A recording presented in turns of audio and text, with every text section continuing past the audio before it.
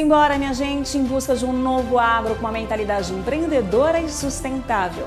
No programa de hoje, uma entrevista com o engenheiro agrônomo Lucas Rona sobre insumos biológicos. Na coluna Impacto Rural, Daniel Dias tem a missão de fazer com que o homem da cidade compreenda melhor o homem do campo.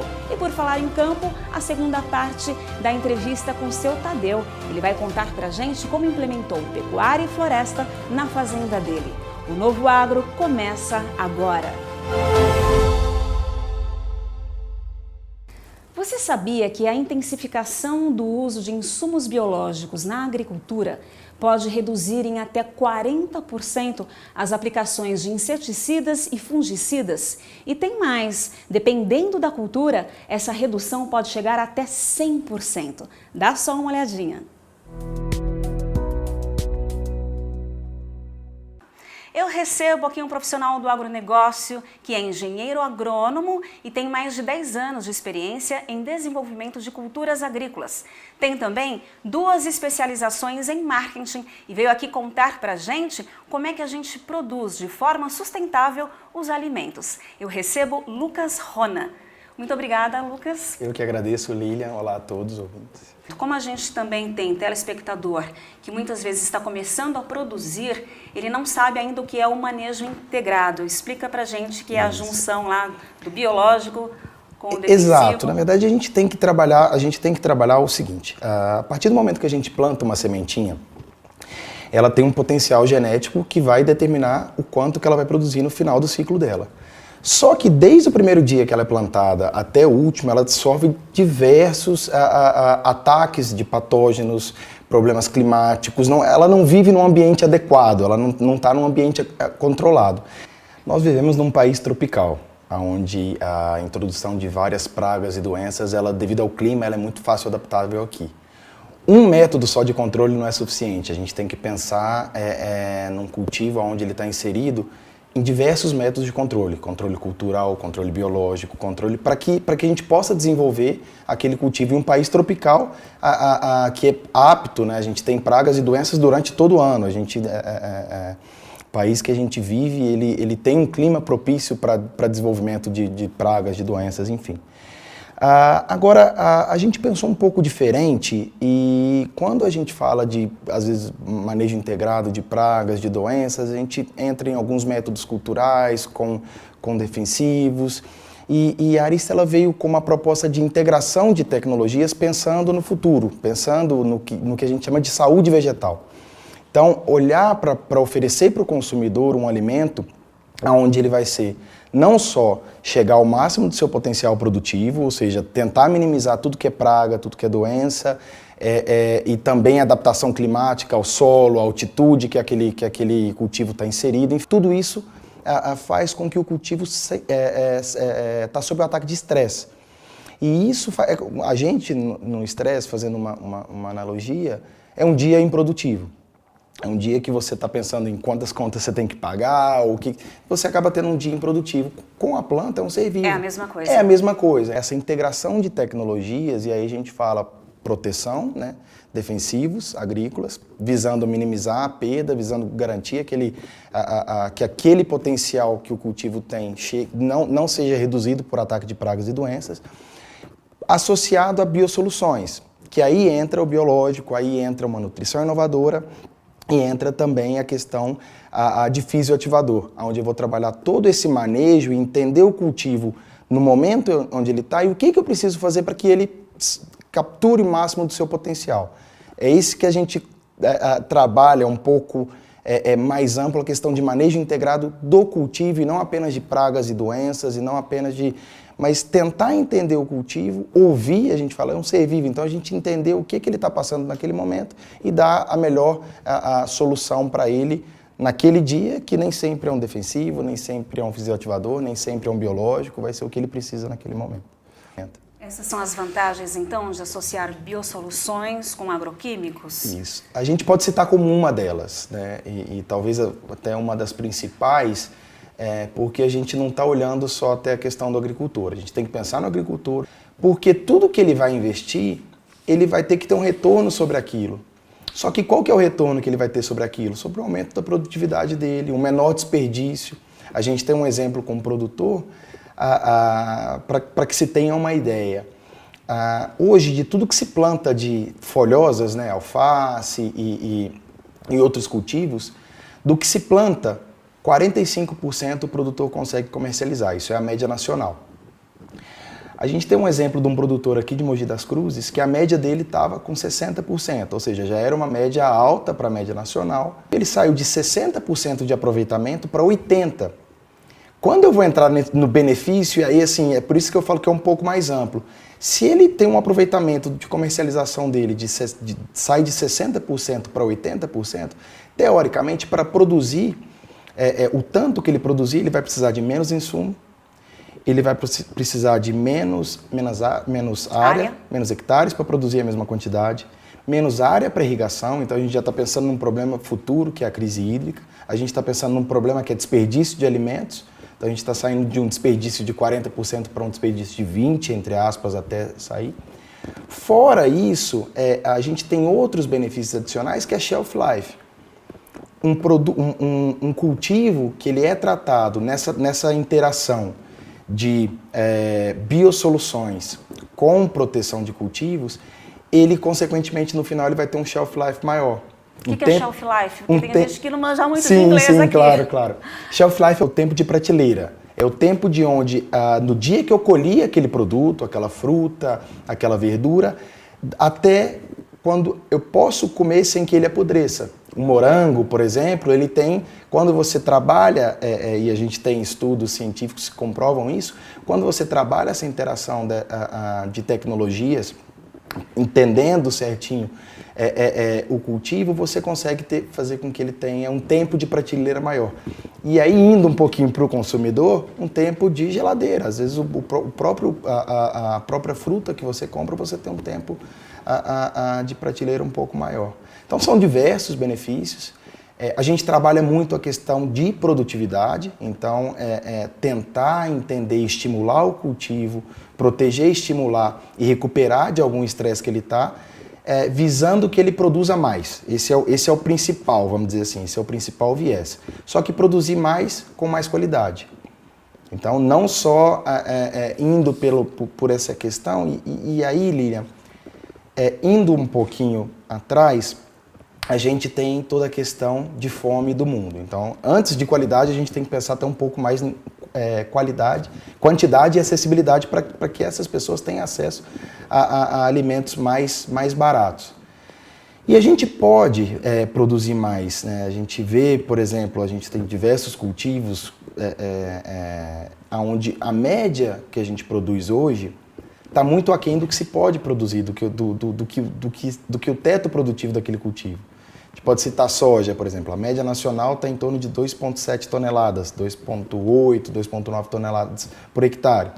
A gente pode chegar até 11. Por que a gente não chega? Aí eu estava explicando. Desde quando a gente planta uma semente, ela tem aquele potencial, por exemplo, para chegar em 11,5 toneladas por hectare. Diversos ataques de pragas, de doenças, de radiação, de falta d'água, de solos, nematóides, enfim, várias coisas acontecem durante o ciclo de cultivo desse produto, dias nublados, radiação, enfim, que fazem com que ele não consiga. Fazem com que ele não consiga chegar naquele potencial produtivo dele. A gente começou o programa falando em até 100% da redução do uso de fungicidas e inseticidas. Em quais culturas isso acontece? Isso acontece, hoje a gente pode até olhar, por exemplo, os próprios orgânicos. Os orgânicos, eles até trabalham com um pouco dessa questão de 100%. A partir do momento que você trabalha o cultivo, você faz com que ele se enraize mais, você faz com que ele tenha um maior pegamento de flores e frutos, trabalhando a parte de estimulação e tirando o estresse dele, a planta ela tem um processo que se chama trofobiose. Trofobiose é a autodefesa da planta com relação ao que vem de fora. É um ataque de praga, um ataque de doença. Então, isso é possível dentro de áreas menores, só que a gente sempre recomenda a questão da associação. principalmente pensando em áreas maiores, em áreas que a gente que tem problemas de pragas e doenças. Depende da época do ano também. Você tem época do ano que é praticamente inviável você trabalhar tomate em algumas regiões sem o uso de um defensivo em função do alto ataque de pragas e doenças. Então, Lilian, a gente tem que entender esse cultivo para dar essa melhor solução naquele momento onde ele está inserido. Ouvir o que ele está passando e às vezes não só em relação ao ataque. Se a gente sempre trabalhar preventivamente, você trabalha preventivamente de forma a estimular esse cultivo a enraizar, estimular esse cultivo a ter um estabelecimento inicial bem estabelecido, vamos dizer assim, né? Um enraizamento, um vigor, germinação, o máximo possível. Quanto melhor você trabalhar isso, mais você vai ter essa redução de uso de defensivos agrícolas dentro da área de cultivo. Lucas, muito obrigada por sua participação. Nós que agradecemos é que anda junto, né? Como eu falei, assim, não é só questão de produtos. Quando a gente fala de sustentabilidade, a gente tem que colocar junto assistência técnica, serviço e produto de qualidade. Então, quando a gente caminha tudo isso junto, a gente consegue levar para o produtor algo para que ele se diferencie no mercado e algo de sustentabilidade. Obrigada. Obrigado a você. A gente vai agora para um rápido intervalo com a coluna Impacto Rural, que hoje está bem impactante. O motivo? Eu só conto no próximo bloco. Não sai daí. Você sabe o que é o Novo Agro? É um programa que mostra o trabalho do produtor rural com base na tecnologia, gestão e sustentabilidade para produzir mais com qualidade, além de preservar o meio ambiente. Entrevistas e análise do mercado agropecuário com quem entende do assunto e aponta soluções. Apresentação: Lilian Dias. Novo Agro, empreendedorismo e sustentabilidade. De volta com o Novo Agro e a coluna Impacto Rural com Daniel Dias. E aí, Daniel, tudo certinho com você? Olha só, eu prometi que a coluna de hoje seria impactante, hein? Tudo tinindo, Lilian. Um prazer falar com você, com os telespectadores do Novo Agro e principalmente com os produtores rurais. Daniel, eu acho que você acompanhou a entrevista do primeiro bloco e a gente fala ali sobre o uso de insumos biológicos na agricultura para causar menos impacto ambiental. A gente nota aí então que o setor está avançando em tecnologia para preservar o meio ambiente, mas eu não vejo tanto reconhecimento pelo pessoal lá da cidade, muito pelo contrário. Eu fico até muito chateada, muito magoada, porque eu gosto muito do setor, eu valorizo muito a agropecuária brasileira. Quando a gente vê celebridades ou piadinhas na internet falando que a pessoa está lá no restaurante com um prato de agrotóxico, prato de veneno que tem lá no cardápio, essas críticas, elas são fundamentadas? Na minha opinião, não são fundamentadas e transverseiam por uma ignorância agrícola de determinados formadores de opinião. Com alguns números que a gente preparou aqui, é muito fácil entender isso. Reparem aqui nesse gráfico o impacto desses dados. Eu chamo a atenção aqui, para 1929, nós éramos 2 bilhões de habitantes no planeta Terra. Esquece Brasil, Europa, Estados Unidos, estamos falando do planeta. Já em 1960, nós já tínhamos atingido 3 bilhões de pessoas. Então vejam bem, em apenas 33 anos, a população da Terra dobra, sendo que demorou 1920 anos para acumular 2 bilhões de pessoas. Olha o impacto que tem isso na demanda de alimentos. E isso não parou mais, Lilian. Repara que a linha dá uma guinada até 2012, atingindo 7 bilhões de pessoas. Ou seja, em 50, 60 anos, nós saímos de 2 bilhões de pessoas e fomos para 7 bilhões de pessoas. Agora eu pergunto para você da cidade. Quando você resolve fazer um jantar na sua casa, qual que é a primeira coisa que você tem que pensar? Quantas pessoas vêm? O que você vai servir? O que você vai dar de beber? E dimensionar aquela ceia, aquele almoço, aquele jantar. É a mesma coisa que aconteceu com o agro, gente. A população mundial saiu de 2 bilhões de pessoas e chegou a 7 bilhões de pessoas. Triplicou. O que nós tivemos que fazer em apenas 80 anos? Triplicar a oferta de alimento.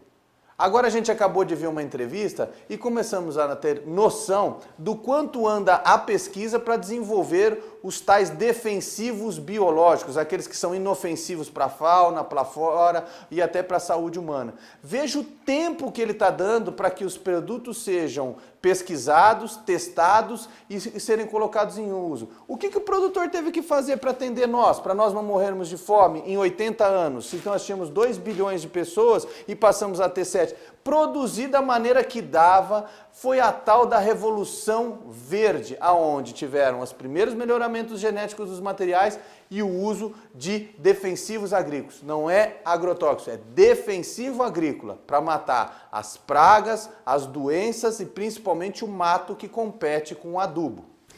O que eu vejo, Daniel, é uma grande desinformação, né? Eu converso com algumas pessoas que não entendem e a impressão que dá é que é o seguinte, o produtor vai lá, joga um monte de veneno na terra, né? Vira as costas, vai embora e só volta na hora da colheita. Eu queria que você explicasse pra gente como é que é a realidade lá no campo e que essa história de ficar gastando veneno à torta à direita não é bem assim. Claro que não, Lilian. E muito boas as suas colocações, porque veja bem, um defensivo você não ganha. Você não abre um buraco na terra e está ali disponível. Você tem que ir até um fabricante e comprar. Isso custa dinheiro. O que o produtor rural é? Nada mais é do que um empresário. Ele tem um custo de produção, ele tem um produto acabado, produzido, e ele tem um preço de mercado. Ele tem que fazer com que essa gangorra fique positivo e ele se mantenha na atividade. Repara nessa tabela que eu estou trazendo aqui, e é muito elucidativa para o pessoal aí de casa, o custo total de produção por hectare de soja, nós estamos levando em conta apenas o estado do Mato Grosso, que é o maior produtor nacional de soja, ficou em torno agora da safra 17 e 18 em R$ 3.428 por hectare.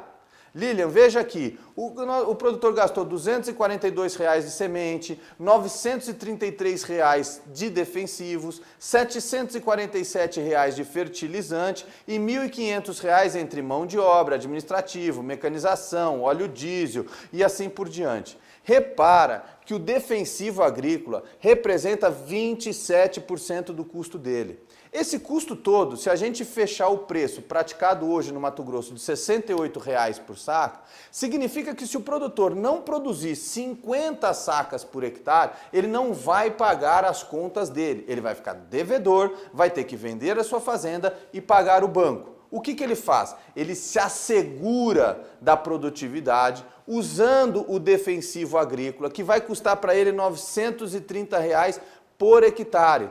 E assegura uma produtividade média de 55 sacas por hectare. Ou seja, ele passa a ter uma garantia, porque não é só as pragas que podem quebrar a safra, tem um problema climático, tem problema de logística, tem uma série de coisas. Ele passa a garantir uma produtividade média de 55 sacas por hectare.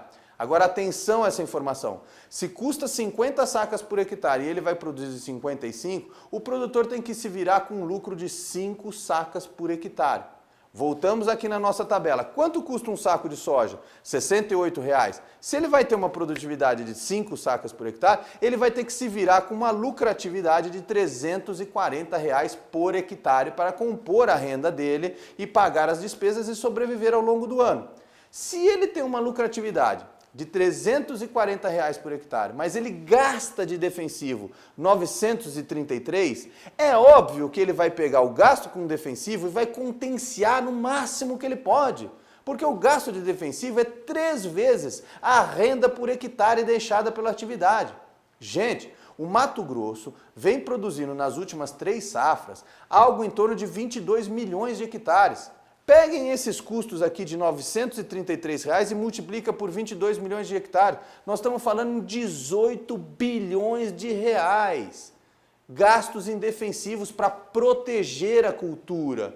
Lilian, eu te pergunto, o pior sinal de uma pessoa estar louca é a hora que ela rasga dinheiro. Você concorda comigo? Concordo, Daniel. Você acha que o produtor vai pegar 18 bilhões de reais todo ano e vai ficar picando para garantia de não ter inseticida, ou você acha que ele vai monitorar as pragas na lavoura e vai usar só a quantidade que for necessária e o número de aplicações mínima que ele puder sobreviver na atividade naquele ano? E é aí que mora a sustentabilidade. né? Exatamente. O produtor, a questão financeira é um dos parâmetros de sustentabilidade. Você não pode gastar muito para produzir muito. Você tem que gastar o mínimo para produzir a média que a cultura te responda conforme a interação com o clima, com o ambiente. Isso é a regra básica de sustentabilidade.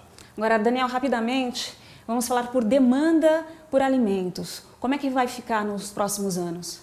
O que eu espero mesmo, como uma pessoa que está no agro, que tem todo um trabalho feito isso e idolatra o produtor, é o seguinte: a cidade precisa entender que o campo alimenta ela. E não adianta a gente brigar com o campo, porque a solução ambiental está no campo, não está na cidade. Ninguém vai plantar árvore dentro desse estúdio. Ninguém vai proteger uma nascente d'água dentro desse estúdio. Ninguém vai fazer uma mata ciliar ou recompor topo de morro dentro de estúdio, dentro da cidade. É no campo que a gente faz. Eu trouxe aqui uma terceira tabela só para finalizar o nosso raciocínio.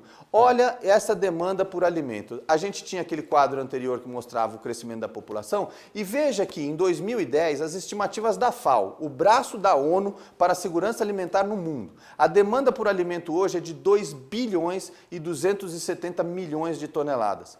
Para 2050, com essa explosão demográfica que nós temos, que vão atingir 9 bilhões de pessoas, Lídia, nós vamos precisar de 3,2 bilhões de toneladas de alimentos. Ou seja, nós temos que produzir 40% mais de alimentos até 2050, quando a população para de crescer e entra na estabilidade, sem aumentar 1 hectare de área produzida. Como que nós vamos conseguir isso, meu amigo? Só vamos conseguir com o emprego de tecnologia correta, usando defensivo, usando fertilizante, cuidando da segurança alimentar e tenham sempre em mente, produtor não quer usar defensivo porque custa muito dinheiro. Apenas uma última reflexão, Lília, que é uma coisa que até me toca o coração. Nós temos hoje 16% apenas da população brasileira no campo, ou seja, de 220 milhões de habitantes, nós temos 30 milhões de agricultores. Nem todos que estão no campo são agricultores, alguns são funcionários, trabalham com alguma coisa técnica. Mas esses 30%, esses 16%, esses 33 milhões de brasileiros, além de alimentar 220 milhões de brasileiros, ainda produzem um excedente capaz de alimentar 700 milhões de pessoas no mundo. Ou seja, esse produtor rural, que essas celebridades desinformadas falam, que usam e são bandidos na questão da irresponsabilidade do defensivo, alimentam 1 bilhão de pessoas no mundo. Eu tenho certeza que quem tem essa atividade não é bandido. Eu também tenho essa certeza. Daniel, obrigada por sua participação. Obrigado, Lilian. Vamos que vamos. Sem desespero, que a tendência de tudo é dar certo. Vamos que vamos. Você pode continuar acompanhando o Daniel Dias nas redes sociais. No próximo bloco, a história do seu Tadeu sobre pecuária e floresta. Até já! Você sabe o que é o Novo Agro? É um programa que mostra o trabalho do produtor rural com base na tecnologia, gestão e sustentabilidade para produzir mais com qualidade, além de preservar o meio ambiente. Entrevistas e análise do mercado agropecuário com quem entende do assunto e aponta soluções. Apresentação: Lilian Dias. Novo Agro, empreendedorismo e sustentabilidade. De volta com o Novo Agro e eu pergunto para você, se lembra da história do seu Tadeu? Você não viu a história do seu Tadeu? É fácil, vai lá nas nossas redes sociais e assista a primeira parte, porque agora a gente vai mostrar a segunda parte que fala como ele implementou pecuária e floresta na fazenda dele.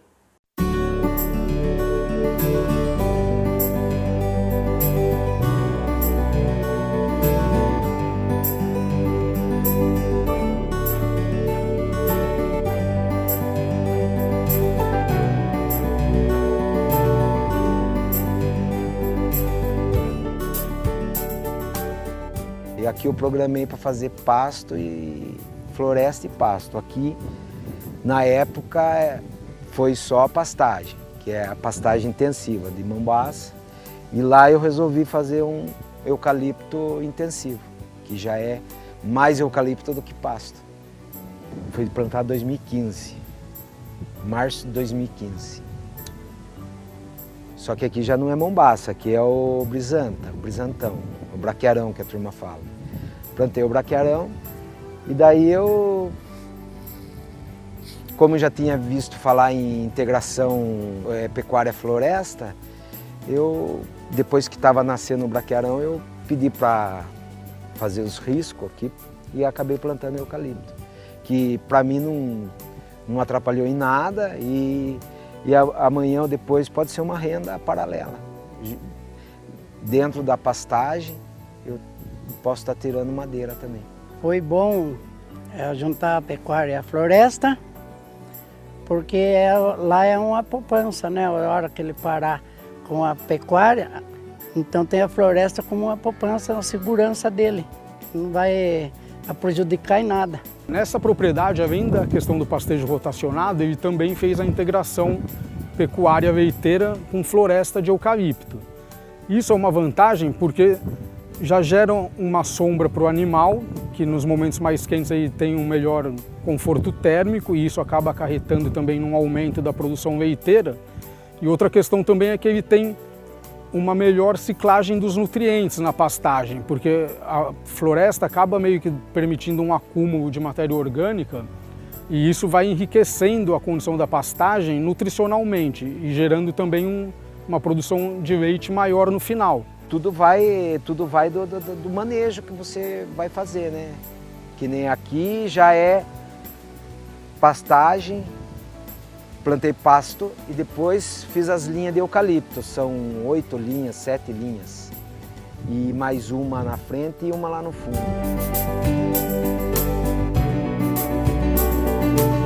2,20 m aqui tá. 2,20 m um do outro. Um sombreamento excessivo, aí você já vai ter uma perda na qualidade da pastagem e também na quantidade da pastagem. Todo mundo que procurar uma melhoria é interessante. Não existe, né, melhorar sem procurar ou estudar alguma coisa assim. Não sei a remuneração daqui 5 anos, 6 anos, isso eu não posso dizer. Mas é uma gratificação, uma coisa que está dando certo. Não atrapalhou em nada, está aqui, está o pasto. Aqui o pasto não está mais alto porque a gente está com gado aqui. Então ele está mais baixo que lá. Lá já foi adubado, aqui não foi adubado ainda. Às vezes quando eu estou meio irritado, meio nervoso, eu venho aqui. Eu falei, ó, aqui eu fiz uma coisa legal. Então dá uma animada.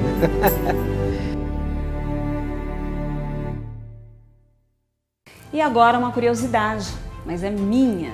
Eu quero saber o que você está achando do Novo Agro. Deixe sua sugestão ou comentário aqui nas nossas redes sociais. E você também pode entrar no nosso site, porque lá tem o nosso WhatsApp. Um abraço para você e até a próxima semana.